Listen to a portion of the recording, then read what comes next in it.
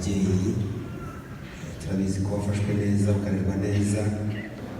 Ubu rero aya masaha tuvugana abantu bemeye inkwano twazakiriye, twamaze kuzakira zageze mu zindi, natwe twemera kudutanga. Ubu rero abo bantu bari aha ngaha mu gitaramo cy'iwanyu kwa Karemanzira bishimiye umuryango wo kwa Habiyakare inkwano twazakiriye, twanyoye ibindi by'ubuki tugeze aho turagutanga, turavuga ngo nagende nawe yumva umuryango, natwe turi umuryango.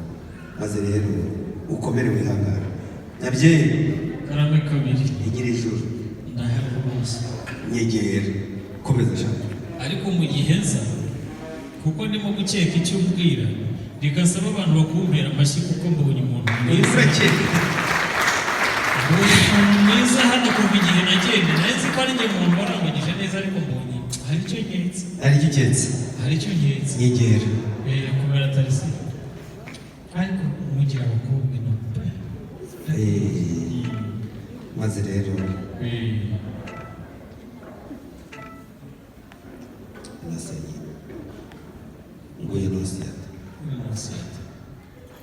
uwasenasiyata akamuja wa Mariya nosiyata urahamusha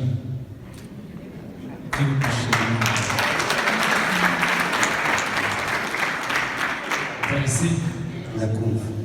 reka nkubwire wabona umpaye indi inka zo nzaziguhana naguhite, ahubwo mva mubwire kuva igihe nabereye imbuga reka gushima nsabe n'abantu bagushima bashimye muhuze ikiganza nawe mukagenda ashimira urugero.